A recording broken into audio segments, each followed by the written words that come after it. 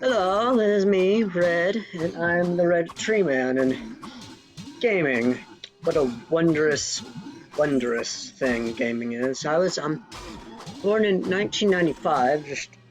I was roughly a year old when this glorious thing we know as Diablo, was made. To be honest, I got into gaming roughly when I was about seven, 7 or 8, and I was a Nintendo fan. I actually only recently got into a lot of classic PC games like Diablo and WoW. Uh, for the longest time in the mid 2010s, I played SWTOR like crazy. Uh, but Diablo is something very new for me. I love it. It's probably very apparent to all you Diablo fans watching this how very new I am. I was just finished up being swarmed by a bunch of overlords right there, and these things, I was very shocked by these things the first time I saw these. These familiars, what a name. They have a lightning attack, which I only have like 10 resistance to all elements. So that actually, yeah, I'm getting brutalized by these familiars. I find this the graphics of this game very interesting. It was a whole new form of gaming at the time. It's very normal now. There's a lot of copycats or people who took inspiration from them. Path of Exile being one of them. SWTOR, any MMO.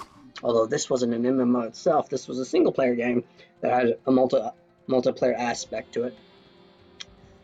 I'm gonna take a sip of my coffee now. Sugar, no cream, black coffee. Good coffee.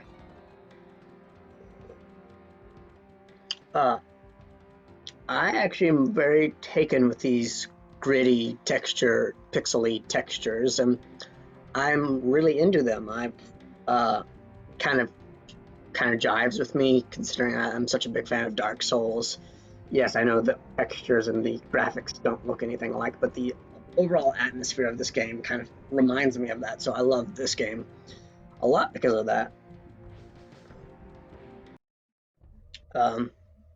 But yeah, in all seriousness, I haven't gotten into PC gaming until like the last 5 years when I, left high school in 2015 uh, to go to college, and I got my first laptop ever because my parents were dead set against me getting a laptop, and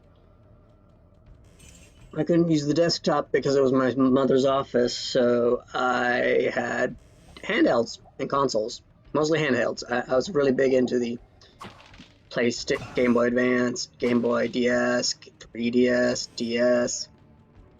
All the consoles I had, I was Game Boy, no, PlayStation, the original PlayStation. I had the original PlayStation, Nintendo, Super Nintendo, the SNES, and the Nintendo 64. Those are fun consoles. But they were all my sisters, so they're all hand-me-downs because she was like 14 years older than me. And my first real console that was my own was the PlayStation 2. I love that thing. I only have 9 titles for it. That was like all my consoles. I only had like 9 to 10 consoles, and I thought that was 9 to 11 titles for them, and I thought that was like, back then I was young and impressionable, I thought that was all there was. Parents just didn't want more games because there are literally hundreds of them, but I was fine with that. Those were enough. When I got the first gaming piece I got with my own money was actually the 3DS, and I bought a buttload of games for that.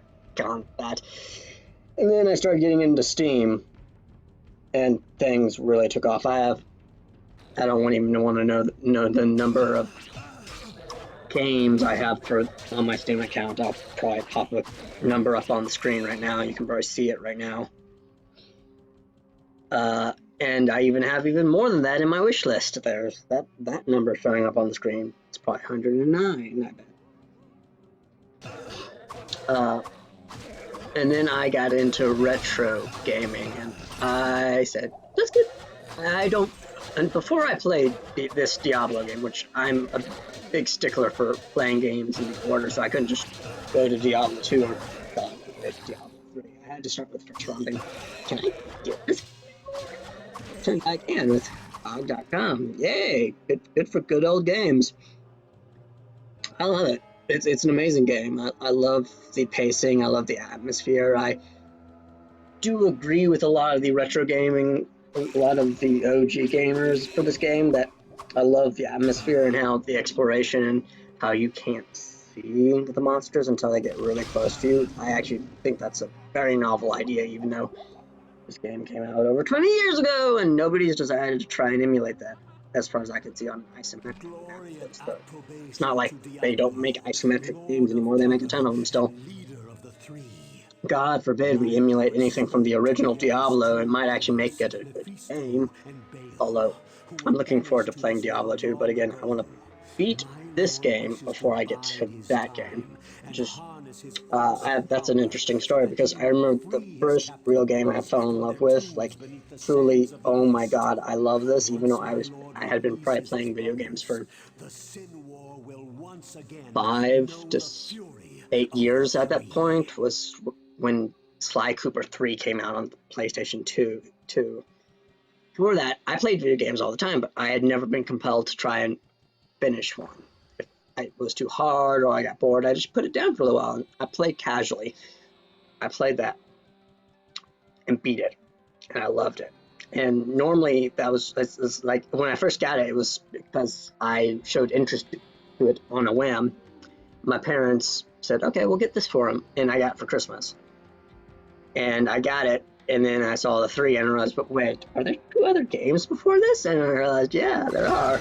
And I did this weird opposite thing where I beat Sly Cooper 3, and then I got Sly Cooper 2, and I finally got Sly Cooper 1. I played them in reverse, finding it, enjoying the ironic humor that Carmelita Fox's voice actor changed with every installment, and the worst one was the first, the best one was the second, the third one was good, but not as good as the second. And I just stopped with the fourth one. Oh my god! And how many times are they going to replace a voice actress? And the fourth one was okay. So it doesn't even compare. They didn't even compare to the second and third one. And the second one was the best voice actress, of course. Get myself on my coffee. Back on the Diablo. There's one thing I can complain about this game, but it's the same thing I have with actually it's the worst in this game. The AI of the archers, the bowmen, like whether it be a skeleton or one of these stone clan goatmen or fire clan or any of them, they move around. They're twitchy little bastards, and you don't, unless they're backed into a corner, they will keep moving away from you. Oh my gosh, I can't believe how many times I want to pull my hair out in this game because a bowman just doesn't want to sit still and take it like the monster it is. But that's that. You can see me, I'm here, if you notice on the map, I'm currently looking for a quest to do. I have no quest, and I'm trying to find a quest to spawn. I won't spawn a quest until I hit level 9, the cave system.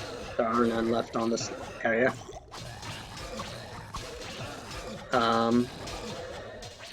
Anybody like Diablo 1 over Diablo 2? I know it's blasphemous to consider.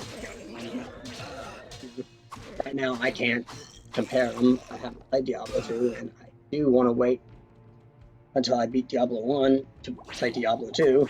Although, to be honest, maybe I should pick up the pace, because if they do a remaster of Diablo 2 like they did, what was it? What remaster did they recently do? Blizzard. What did they do? Blizzard.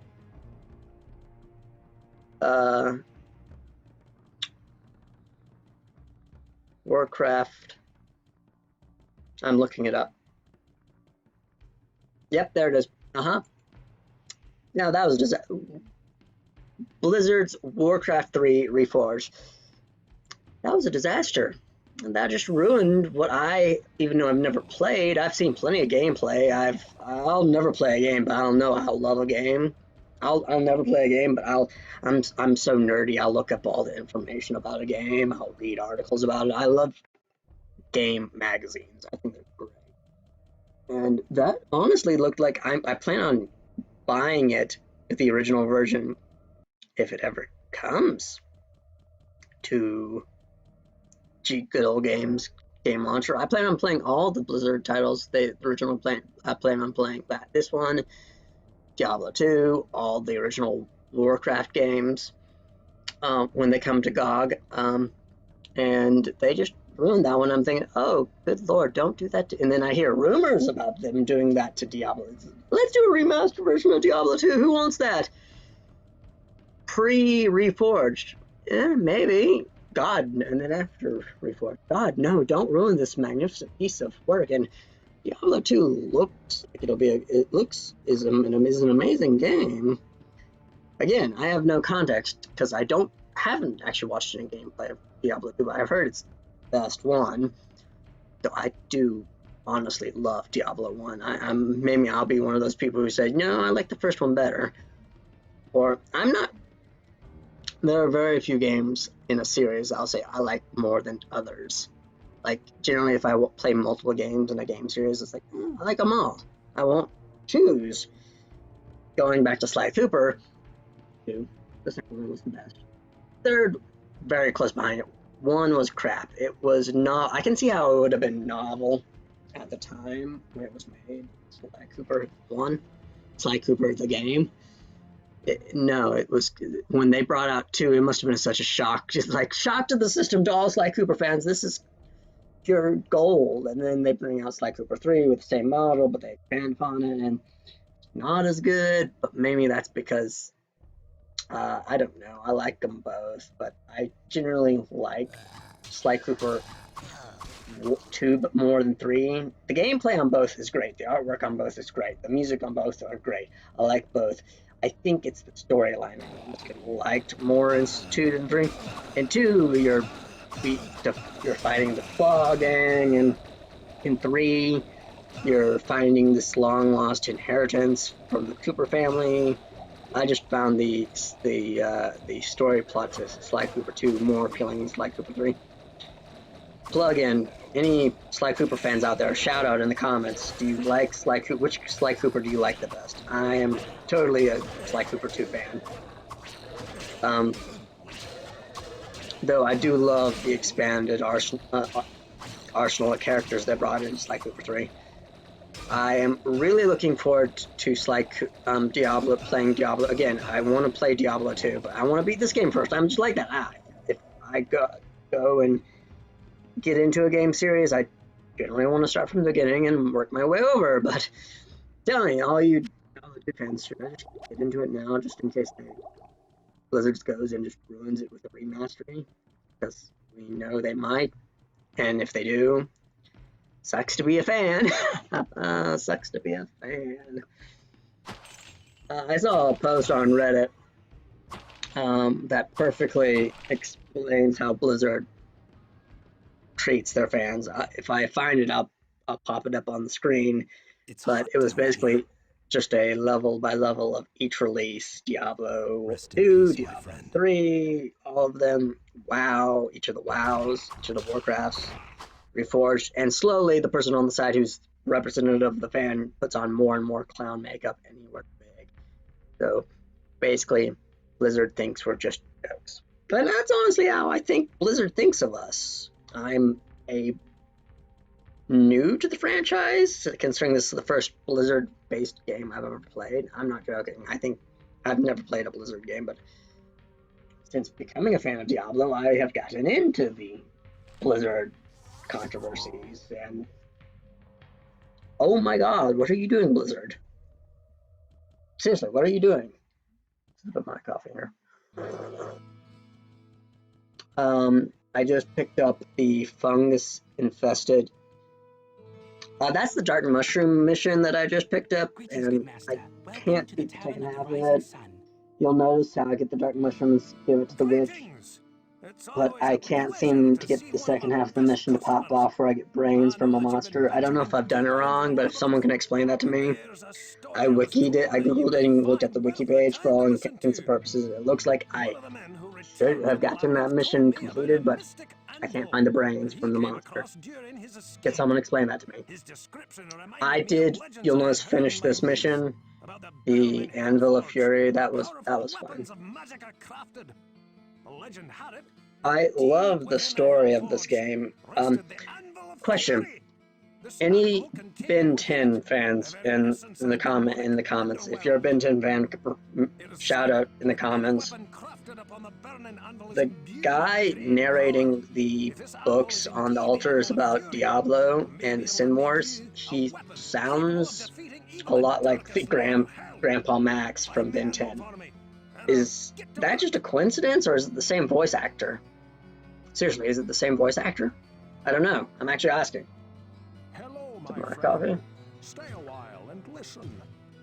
The biggest thing I don't like about this game that I am glad to see they changed in Diablo 2 is the pictures in the menu. I mean, yes, you have the pictures in the inventory, but in the shopping menu, like with Griswold or with the Witch or with Pippin, Healer, you can't see what you're buying. Yeah, it's a word description, but you know, that inventory thing where you can pop stuff over and then pop back and you see a picture of it, that makes it a lot easier to buy what you actually want to buy. And one thing I do like that they changed in the Beelzebub mod, but however, there are things with the Beelzebub mod that I don't like that I like about just vanilla Diablo. For instance, the missions glitch out and you sometimes get repeats, but it doesn't do you any good because it's just saying, don't need this anymore because you already did it. And I'm thinking, why is it still spawning? I do like the HD interface of the Beelzebub more. It looks just nice to me, and to be able to move faster in the village, although that's not a big pet peeve of mine. And there's this one thing where you have waypoints between every 2 levels. That was cool at first, when I thought, oh great, and I can just have instant access to every level. But now I think it's a little too much. After getting really into classic vanilla Diablo, it's just like, why do I need this when every 4 levels you can just, there's an exit to the floor, and then town portal scrolls are available to the Witch. If you just hold 3 or 4 of them on your person, you can easily get back to town within seconds, and it stays, whereas town portals are completely useless in Beelzebub, and I think that's a really terrible way to undercut a key mechanic of the original game, is to like, oh, here's waypoints. Well, what do you need town portals for? And like, they're kind of useless. Then why do you still have them? It's kind of, they're undercutting this really creative use of a mechanic in the vanilla game with a waypoint. I have nothing against waypoints. I like waypoints. Path of the Exile uses them spectacularly, and I get the feeling Path of the Exile took inspiration from the Beelzebub mod when it was being made to have waypoints, and that's great. It works well in Path of the Exile. They don't have town portals. I don't need waypoints. But town portals, and then there's also the fact that with mass stock storage in the Beelzebub mod, you can just stock up as many town portals as you want, and then carry like 2 or 3, and then if you need more, you just go back to mass storage. You don't have to pay for any. You can hold stuff on hand. So it's like, this waypoint is very excessive. It's like, I look at the waypoint and think, oh, convenient. Is it super excessive? Yes. Why do we have it? Do I use it? Yes. Would I have been okay without it? Completely. I don't know why they have waypoints. If someone wants to argue in favor of waypoints, please be my guest in the comments, but I don't need a waypoint, and I actually think I like classic vanilla Diablo more than Beelzebub mod, although I will continue playing the Beelzebub mod after I finish vanilla Minecraft, because why do I want to keep saying Minecraft? I'm sorry. I'm so sorry. after I finish, because it's vanilla, because when I think vanilla anything, I think Minecraft, because that game is super moddable and people mod the crap out of it. I should know, I have the reforged version of it, which is what you use to mod it. So it's currently, like, I think 0.4 behind on the vanilla version.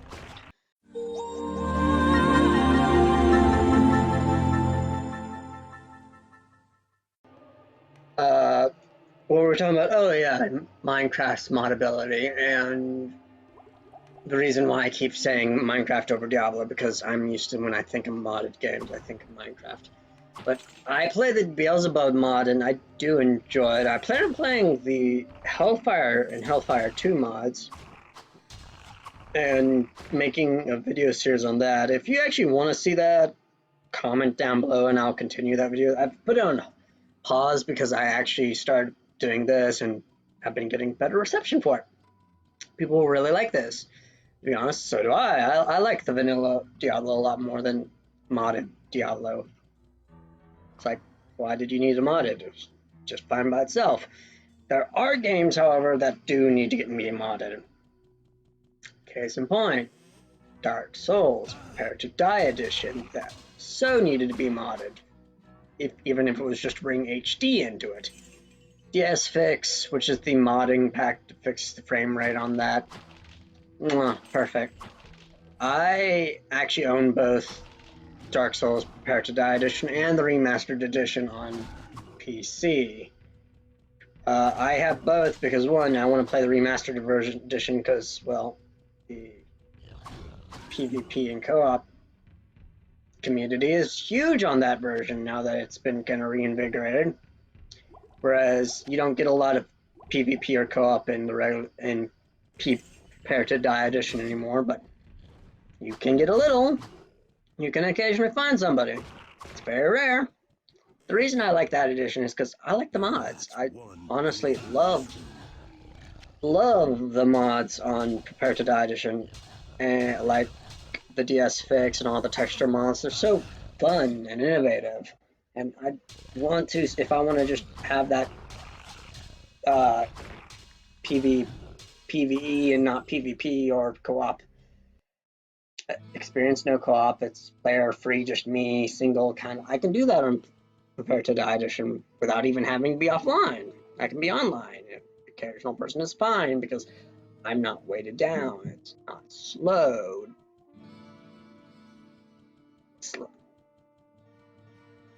Yes, this will be perfect. Sorry for that distraction, guys. I had to go check something. I'm drinking cheerwine now. Anybody ever heard of cheerwine? It's a cherry flavored soda made in the southeast of the United States, distributed thoroughly throughout the southeast of the United States. I know it gets sold as far as Virginia and pretty far west, but not completely. Anybody ever had it? Shout out if you've ever had cheerwine. I mean, there's probably a lot of you, but who knows? There might just be as many who are thinking, why is there this person talking about wines? No, it's cheerwine. It's a cherry flavored soda made in the U.S. It's good. What were we talking about? Oh my gosh, I can't remember what we were talking about. Oh, it's going to drive me nuts now because I was actually on a tangent that I was enjoying. Oh, modding in Dark Souls. So modding in Dark Souls is so much fun. For instance, there's this one mod that I've been meaning to want to try. It's called the Daughter of Ash. I think it's Daughter of Ash, and it's basically just someone who wanted there to be more original content for the original TV Prepare to Die edition, but they don't use any new daughter. Let me go look it up again, because if I look it up, I can explain exactly what I'm talking about. It's apparently a really popular one. There it is, Nexus. Good old Nexus.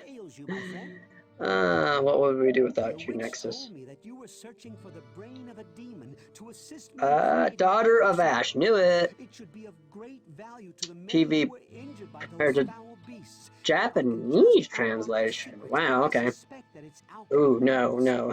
If you could I need an remove the English brain of the translation. Thank demon you when very you kill it, much.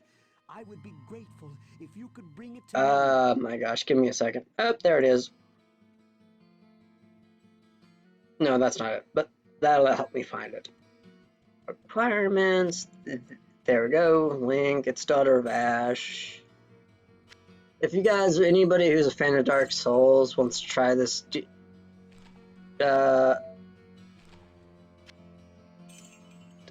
mod, I would highly recommend it. It looks amazing.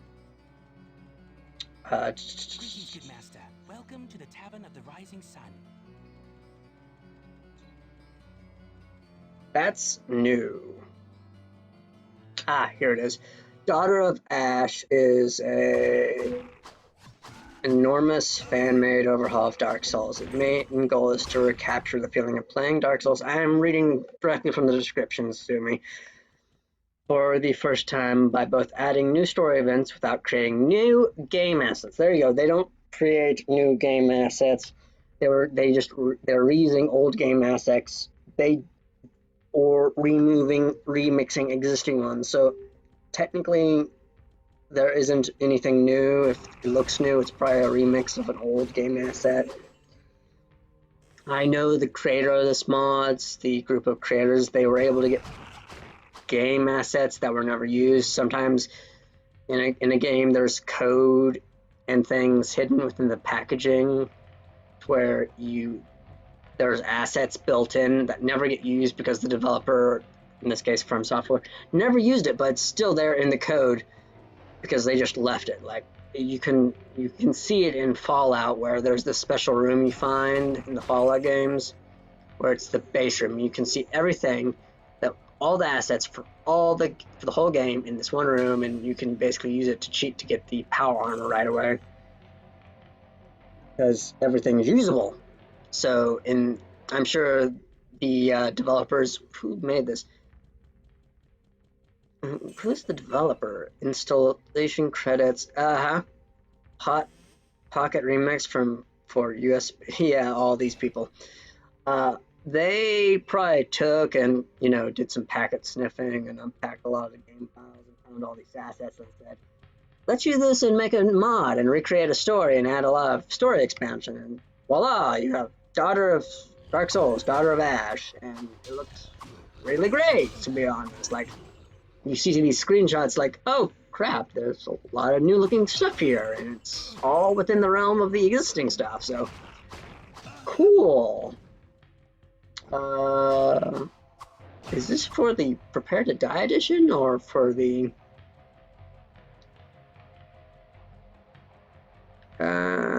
requirements?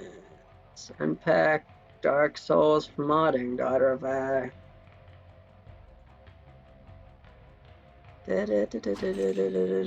Oh right, I forget. It's for the Prepare to Die edition. It actually specifically says in description we will be working on a now also available for Dark Souls Remastered. It's complete the latest version. So this is for Prepare to Die edition. If you want to have a really fun modded time with new original content for Dark Souls, go to Nexus. It's there. They even have an enchanted edition where all the armor sets have unique properties. Now that would be fun to strategize around. They're not just armor sets that have passive skills like protections from poison or how heavy, or everybody's favorite passive stat in Dark Souls, poise. And poise is a passive stat. It is completely passive.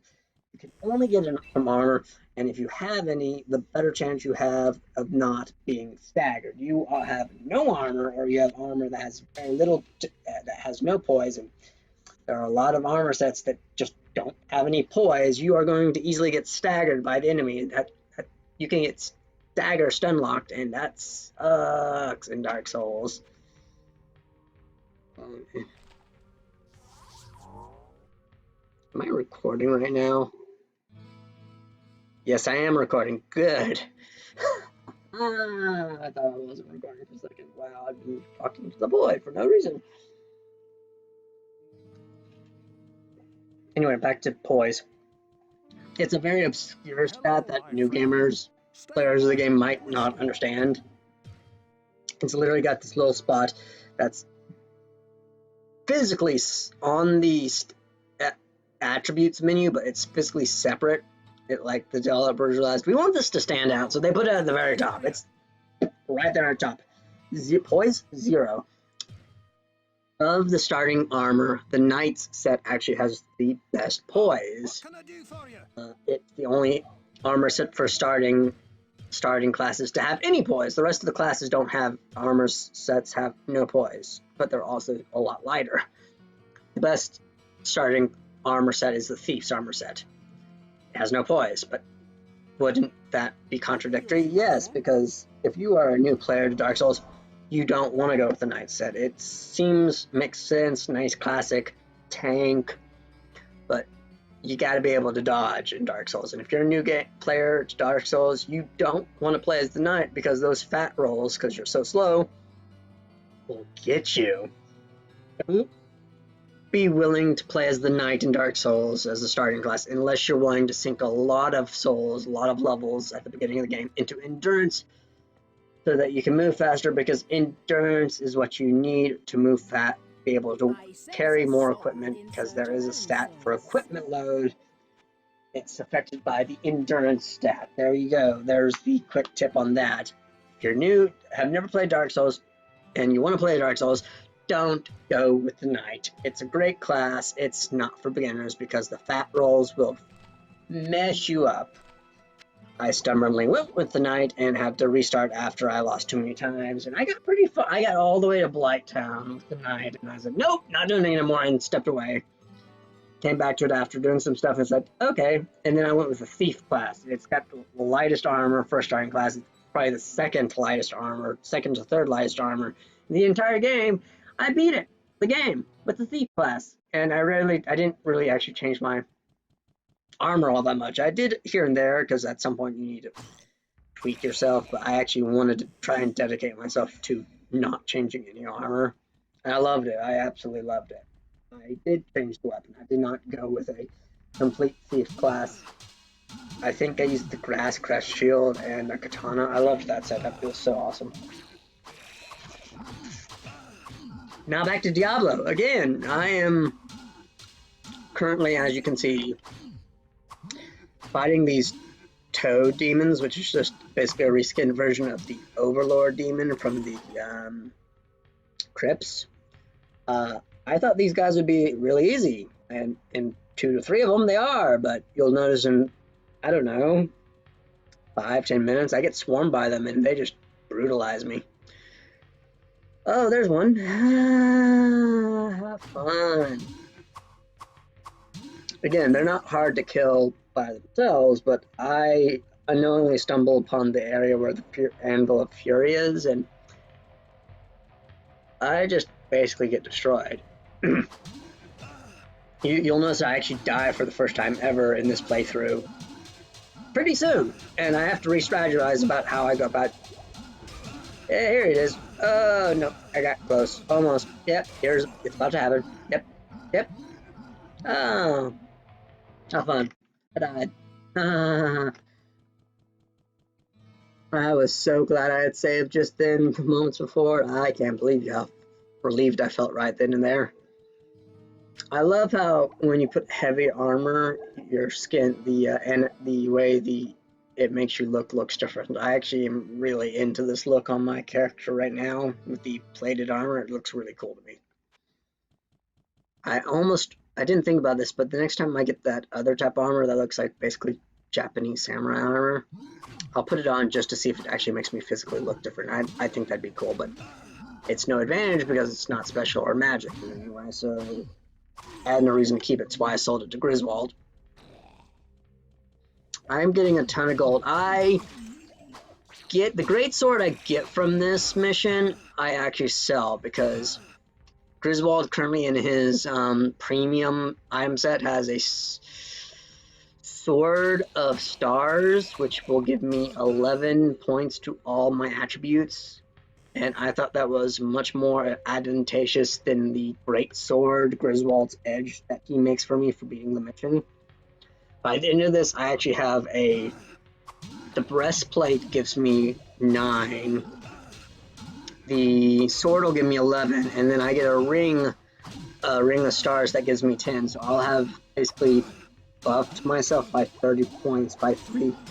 It buffed myself by 30 points in all my attributes with 3 pieces of equipment. Sword, which is the long sword, if I remember correctly, a ring, and the breastplate I'm currently wearing. So the breastplate is currently giving me plus 9 attribute points for all my attributes.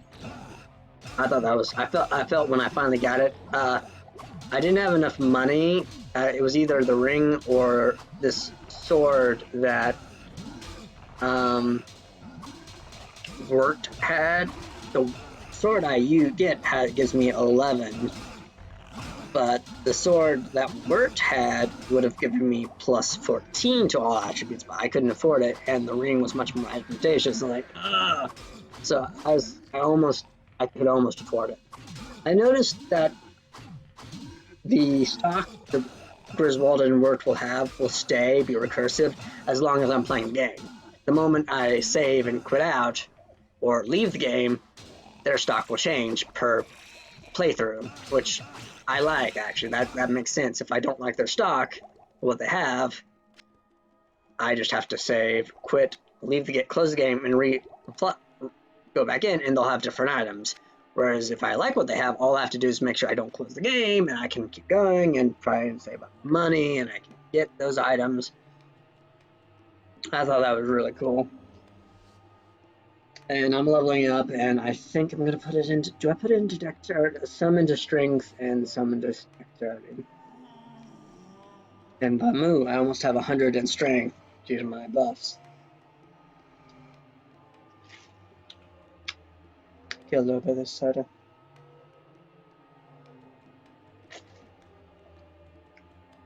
What is everybody's favorite drink of choice? Not alcoholic. Let me be very clear. No alcohol. I'm talking soda, tea, coffee.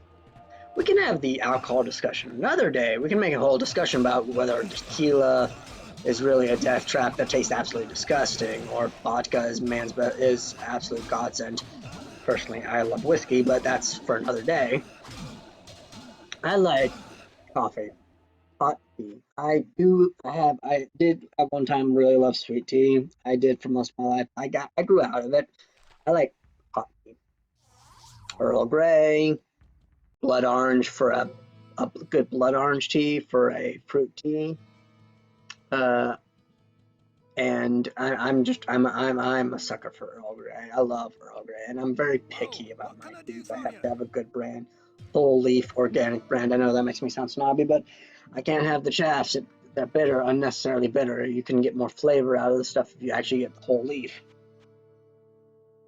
As far as coffee, I like Starbucks coffee. I just don't like Starbucks coffee made by Starbucks. Does that make sense? I like buying their coffee in bags, getting it ground, or they may have already ground it, or I have to go and ground it somewhere else, and then I make it myself. I like their Pike's Place, but usually if you buy it from them, it's either they put too much in it, or they let it burn in the cooker, and it tastes disgusting. But if you take some Pike's Place and make it to your own preference at home, it's amazing. It's a great tasting coffee. And I didn't know that until because my family would buy Pike's Place, Starbucks coffee from Starbucks all the time. And then we started buying their stuff from the bag and making it at home. Realized this tastes so much better. Why does it? And then realized, oh wow, the stuff they make at the store tastes disgusting because they don't know how to make it. They make it in bulk, and then they'll cook it for too long, and they'll make it too strong. I say too strong, don't you? Yes, don't you people like it dark? Yes, but there's a difference between making it dark and making too much. Like, say they'll make it in bulk and they'll put too much coffee grounds in it, and then they'll cook it for too long, and it'll just sit there and it tastes disgusting and they put it in warmers. and it sits there for hours hot, and it ages, and it tastes disgusting. Like if you get it fresh out of the burner and it's just gone in the thermos that keeps it warm, it'll taste okay. Usually it still tastes too burnt. And I'm about to, yep, here it is. I died. That was fun. And it either tastes aged because it was sitting there too long, or they burnt it because they cooked it too long, too hot, they cooked it too hot. That's usually what it is. I know I sound snobby, but I like Starbucks coffee, but I don't like Starbucks coffee made by Starbucks. I'll buy their coffee and make it myself the way I like it, because it is good coffee. They just don't know how to make it. No, I do like their latte. Their lattes are really good because I just don't know how to make a latte. So I'll buy a latte from them. Their espresso is good. They do know how to make their espresso good. Fun fact, their frappuccinos, they don't have any coffee. It doesn't have any coffee in it. What? Yeah, no coffee. It's just coffee flavoring and a lot of sugar and a lot of cream mix.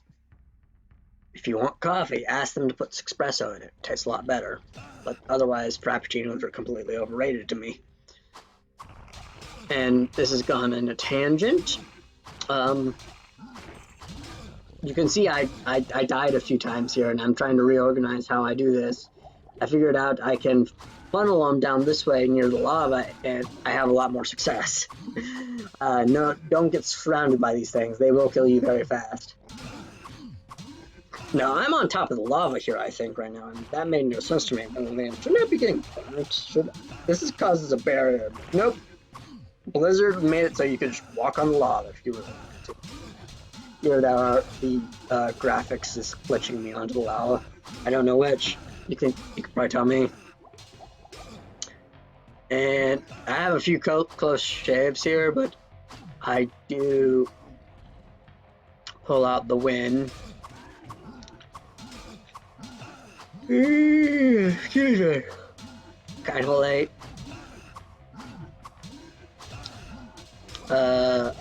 I do like how they. I thought this was really creative of Blizzard to take old assets from earlier in games and they just retexture them. Some nowadays people will say, "Well, that's just lazy." Well, this is the '90s. I thought that was highly creative that they took an asset and just retextured it, make it look slightly different, and you can say, "Hey, it's a whole different thing." Like the Overlord demons or those blue things that were green just a level before, or all these goats. And with the goats, it's really mixed in. It's really cool because you can just say it's a different type of goat from a different clan, and it makes total sense.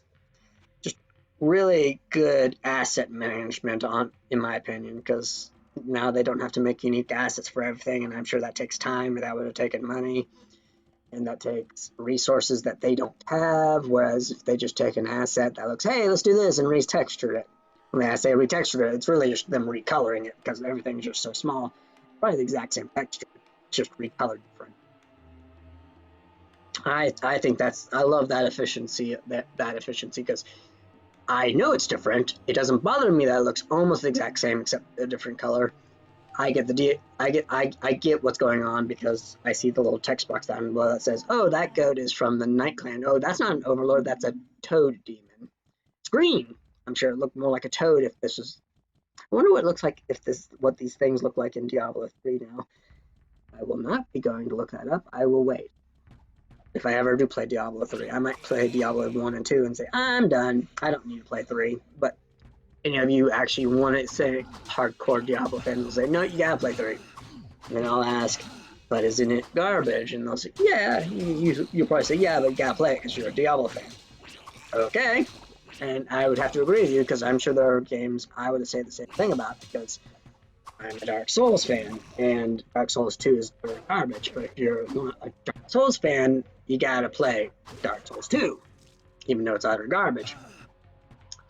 It's not utter garbage, but you can clearly tell while the A team of code developers was working on Bloodborne, they started the B team on Diablo Dark Souls 2. So it really it didn't get a whole lot of love because a lot of subpar developers and coders were working on it while the main guys were. One game I really want to play from Software that I've never played, and as a From Software fan and lover of their work, I feel kind of ashamed to say I've never have, but I've never played Demon Souls. The original, the first Souls game. Yep, not Dark Souls, Demon Souls. If you in this are watching this and you never knew there was a game before Dark Souls, the spiritual ancestor, the Dark Souls was the spiritual successor to Demon Souls. Essentially, what made Dark Souls good, everything that made Dark Souls good, they learned from making Demon Souls. 9 times out of 10, if you are a From Software fan and you've never heard of Demon Souls, if you loved Dark Souls, the first one, go and play Demon Souls. You'll probably love it. And I know that because it looks great. I've seen gameplay of it. I've seen the artwork for it. I'm thinking, oh, that looks great. I want to play it. I don't have it for PS3. I have a PS3 emulator, actually. Oh my gosh, a PS3 emulator. Yes. And I know where to get a good ROM for it, but it's just such a chunky file that it's going to take me forever to download. So I'm going to have to find a time just to let my computer run saying, hey, download this for me. And it's going to take half a day. No joke, it'll probably take 12 hours to download that 1 gigabyte of a game, and it's going to be hilariously fun. I'm sure if you're watching this, like, oh, there's the Anvil, yay! And I'm glad I had a Portal of Town, Scroll of Town portal. There we are. Oh my gosh, I've been rambling. So that is. I'm done. Okay, I'm done. We're good. We're done. If you like this, like, subscribe, and subscribe for more content if you like this content. Like the video if you liked it. Please comment saying, do you like the discussion like thing? And you'll notice I equip it and kind of think about it for a minute, but then I end up selling it because it's worth a ton of gold and I need the gold for the ring.